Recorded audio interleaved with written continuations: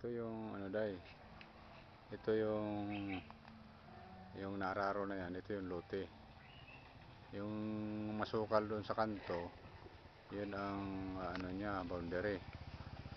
Yan. Ito, nakaharap ako ito ngayon doon sa puntang east. Yan ito ang east portion. East portion, mga lote pa ang kapitbahay mo, pero sa unahan yan, may bahay na rin dyan malalaki doon. Yun ang bahay ni ex-kapitan. Tapos, ayun, yung kita naman mo, may bahayan doon sa north portion. Ito north, north. Yan. North portion yan. Yung north na yan, yan ang poste ng Meralco, may ilaw na siya. Pwede ka na pakabit ng ilaw anytime. Tapos sa west portion naman, ito yung kapitbahay nyo na sinasabi ko nagpapagawa.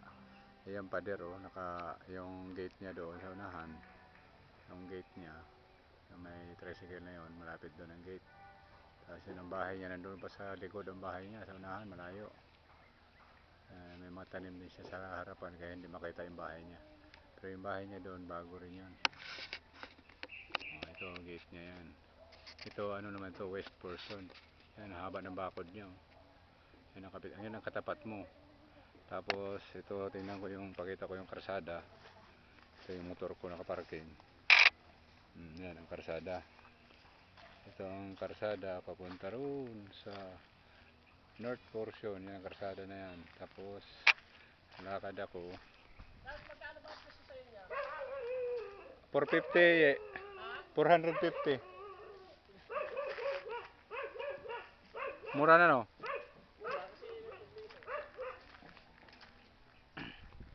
Ito ano to? Ito yung lote. Yan, yung lote na yan.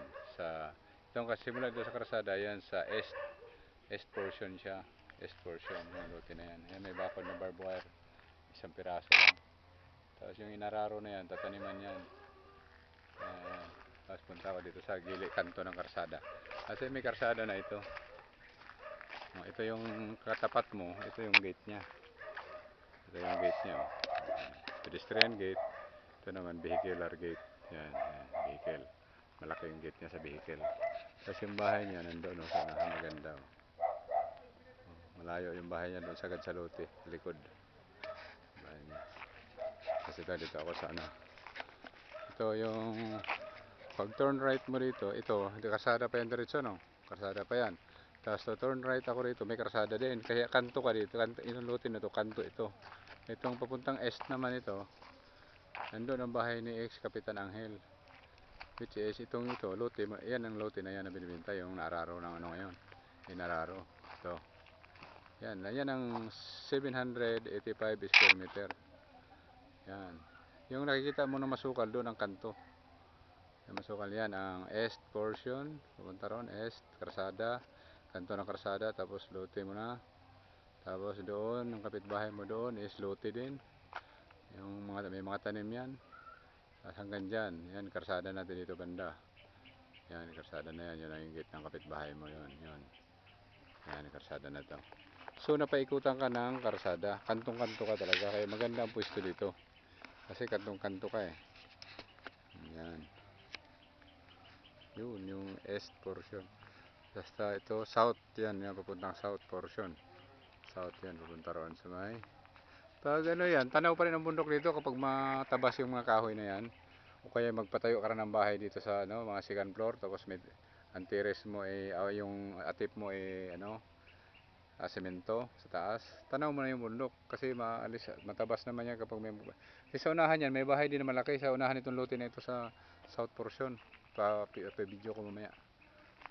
Ayan, kapitbahay mo yan. Tapos ito naman dito sa sinasabi kong tag 500 square meter, itong karsada na ito. Yung 500 square meter, yung 1 hektarya. Yung papunta roon sa north portion, sa dulo. Pero may mga bahayan na rin dyan. Kaso lang sa dulo siya. Yan, may motor na pumunta roon. Yan sa unahan na yan, may bahay pa rin. Yung 1 hektarya na binibenta. Doon. So, bibidyohin ko yung kapitbahay mo rito sa unahan sa south portion. Yung karsada lang ito eh.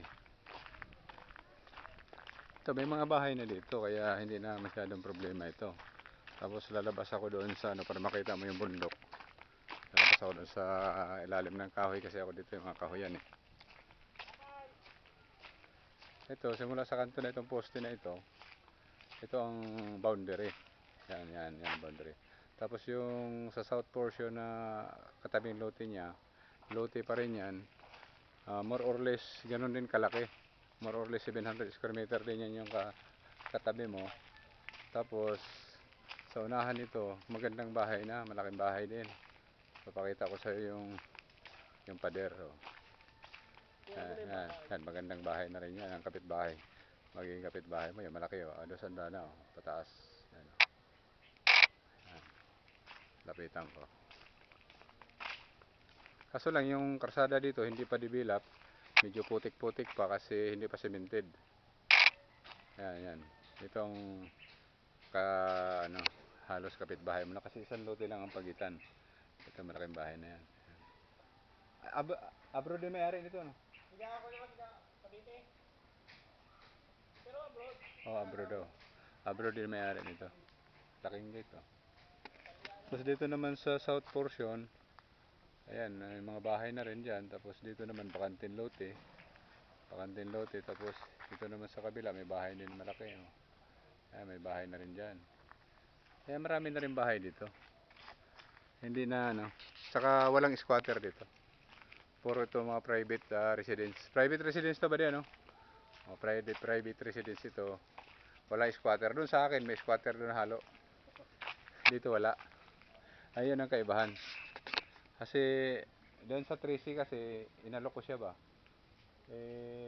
Alanganin siya kasi mga squatter nga doon nakatira. Yan ang harap doon. So yan ang naipakita ko sa iyo na area. Yan, katapat mo yung nakapader na yan. Tapat mo mismo yan. Kaya kung mabili mo man yan, kung okay ang title, o di pabakuran mo na rin yan. Hanggang dyan lang. Thank you.